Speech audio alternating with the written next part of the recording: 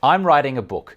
Let me read the introduction to that book, at least in its draft form, and I would welcome your feedback. Again, we're just going through the process here of writing about what will end up being 240, 250 pages, maybe 40,000 words.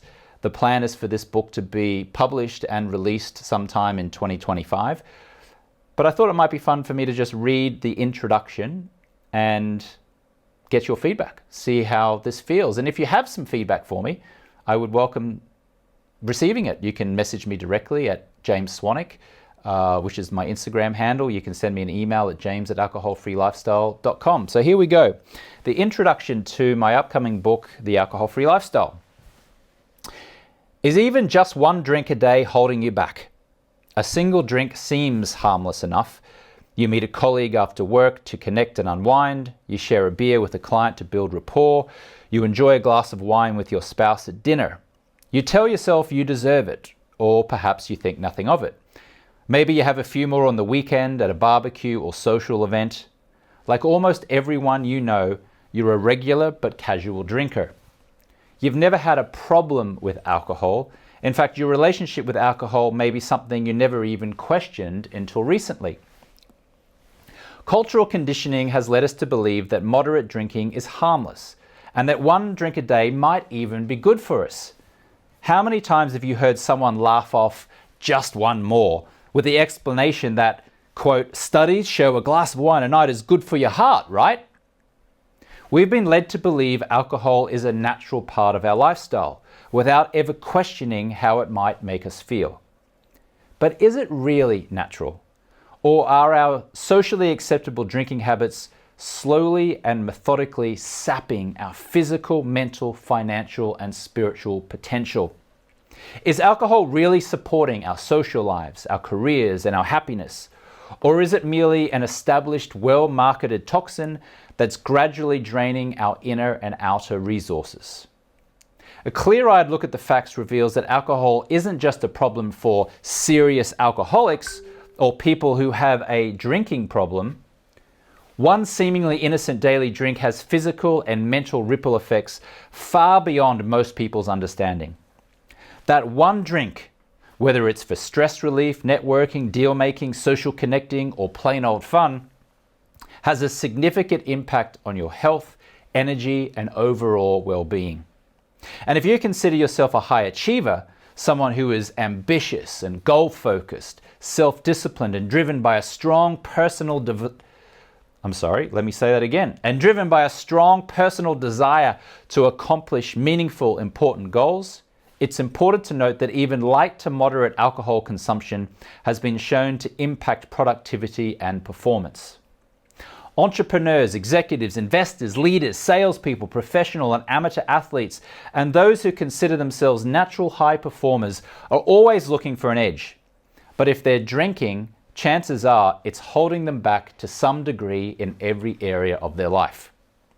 We're witnessing the beginning of a cultural sea change in our attitudes towards alcohol and our norms around drinking behavior. The Mad Men era of the 2-martini lunch is a thing of the past, and bragging about your hangover doesn't land the way it used to. In fact, there is a movement now gathering speed as Americans and others around the world question the role of alcohol in their lives. According to Nielsen data, nearly half of Americans are actively attempting to cut back on drinking. Dry January, as in ditching alcohol in the first month of the year, has been growing in popularity. Non-alcoholic bars are opening up in hip corners of Brooklyn, London, and Los Angeles. Sales of non-alcoholic beer, wine, and cocktails have skyrocketed, with dozens of new brands popping up to meet the demand of the consumer. The alcohol alternative beverage market exploded during the pandemic lockdown and is now expected to exceed $29 billion by 2026. Even Budweiser has jumped on the bandwagon, debuting an alcohol-free beer, Budweiser Zero, in July of 2020. Some of the world's most successful people have made the conscious choice to embrace the alcohol-free lifestyle, including billionaires like Warren Buffett, Michael Dell, and Larry Ellison, business leaders like Arianna Huffington and Tom Shoes founder Blake McCoskey, thought leaders like Tony Robbins and Brené Brown, who calls living alcohol-free her superpower, and Hollywood stars like Bradley Cooper, Natalie Portman, Pharrell Williams, and Jennifer Lopez. The simple truth is that alcohol is toxic to our system, and we take a little hit with every drink we consume. By the time we're in our 40s, if not earlier, our bodies and minds begin to reflect the cumulative effect. I often say that it's difficult to fully appreciate how damaging alcohol... Let me start this sentence again. I often say that it's difficult to fully appreciate how damaging alcohol is because it's a death by 1,000 cuts. It's an invisible, gradual deterioration, an energy faucet slowly leaking until suddenly you're tired all the time, you're gaining weight, you're losing focus and motivation, and leaving your potential on the table. There's a snowball effect that, over the years, adds up to huge losses in performance, success, business revenue, personal income, happiness, and fulfillment. For professional high performers, these losses can be especially detrimental and discouraging. If you run your own business, drinking alcohol might translate into not closing a deal because you're too foggy and lethargic. On a more subtle level, those extra 5 to 10 pounds might leave you feeling just a little less confident. You lose your edge. Customers and potential clients go elsewhere because you weren't at the top of your game. My defining moment came on March 11th, 2010. I was 34. I awoke in my Austin, Texas hotel room with a small hangover after a night or two of gin and tonics at a South by Southwest festival party. I looked in the mirror, noticed the bags under my eyes and the fat rolls hanging over my briefs, and I tasted my dry mouth. It wasn't rock bottom, but in that moment I felt the mediocrity of my life. I was stuck in a drift, heading in the direction of average. I was leaving my potential on the table. I walked next door to an IHOP for a hangover breakfast. The sight of those scrambled eggs and bacon on the colorful laminated menu and people around me scarfing down all-you-can-eat pancakes made my hangover feel all the worse. I looked out the window and had one of those unremarkable but life-changing moments of clarity. This wasn't how I wanted to be living my life. I'd had enough of feeling average, of being average. Right then and there, I resolved to give up alcohol for 30 days. It was a personal challenge to test my self-discipline and see if I could make it through. When I started that 30-day challenge, I had no idea it would become a new lifestyle. The first week felt challenging at times, but not nearly as much as I feared. I noticed I was a little more irritable. I tossed and turned slightly more during the night, but I certainly didn't experience dramatic withdrawal symptoms, including migraines or sweats, that I'd been culturally conditioned to fear. The more challenging part of that first week was actually the social element. It initially felt awkward turning up to a bar or restaurant and ordering a soda water because I feared interrogation from friends. I was surprised that some people didn't even notice and others didn't seem to care. Those who did jokingly gave me a hard time. I got a lot of quips like, "You're so un-Australian." I just smiled and laughed with them. By week 2, I started feeling better, sleeping more deeply, and noticing more mental clarity. After the first 30 days, I was healthier. I'd lost 13 pounds. My skin was clearing and I had more money in the bank. All that cash I'd saved from not drinking. I even started waking up early to work out. The positive changes were encouraging enough that I decided to keep going and see where it would take me. Around the 60-day mark, I occasionally craved a glass of red wine with dinner or a Bombay Sapphire and tonic at the end of the workday. When it was hot outside, I couldn't help but think, "Oh, gee, I could smash a cold beer right now." But I trained myself to breathe deeply, down a tall glass of water, and simply allow the feeling to pass. And it did pass. After 3 months, I turned the corner and was developing power over alcohol. I felt terrific. I had a natural energy I hadn't known since I was much younger. I was getting compliments on my improved looks. And despite not drinking, I still managed to have wildly entertaining nights out, even with friends and colleagues drinking heavily around me. Back then, I was single. To my surprise, my dating life actually improved without the booze. My conversations with women became much more meaningful, and my dates were impressed by my self-discipline and commitment to my health.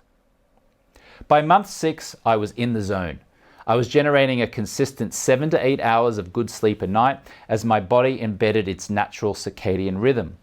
I could go out with people drinking around me and still have fun, or I could stay in and not even think about alcohol.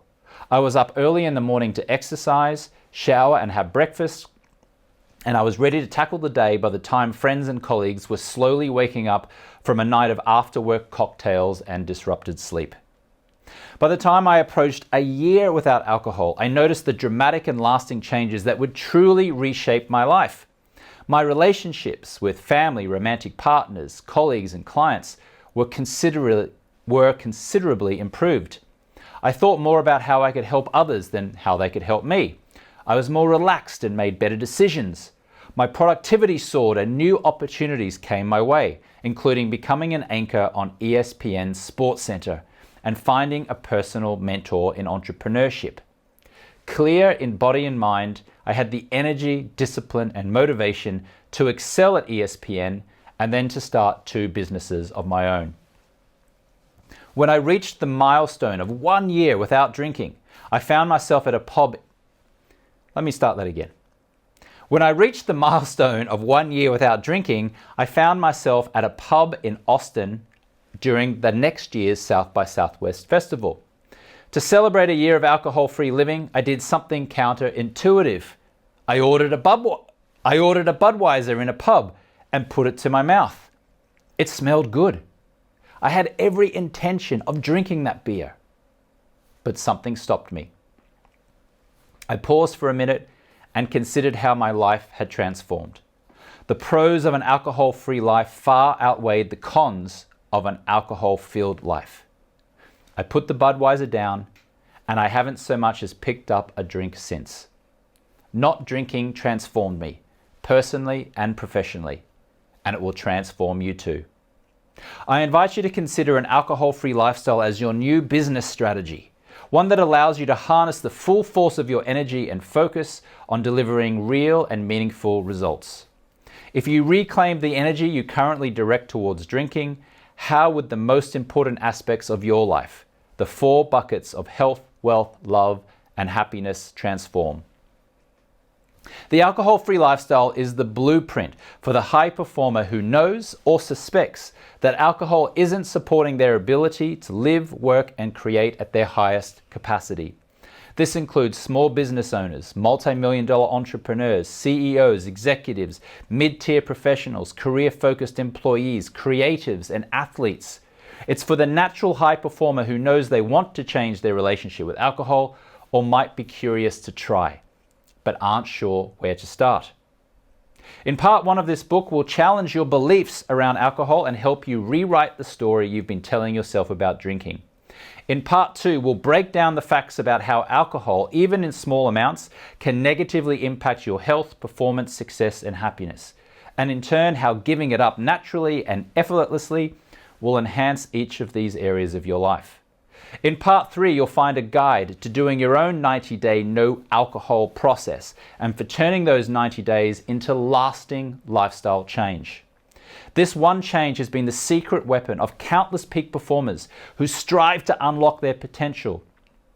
I've seen my clients make more money, have more fun, feel more at ease, and tell me that they love their life more when alcohol is no longer a part of it. Now it's your turn. And then the book will go on from there. So I'll just pause there. That is the introduction of the book, which is called The Alcohol-Free Lifestyle, a high performer's guide to upgrading your energy, output, health, and happiness by quitting alcohol, and in brackets, for good. What do you think about that? I'd love to hear from you. Send me an email, james@alcoholfreelifestyle.com. You can contact me at Instagram at James Swanwick. If you're watching part of this on my video, you can leave a comment down below. Thank you so much for listening. I'd love to receive your feedback.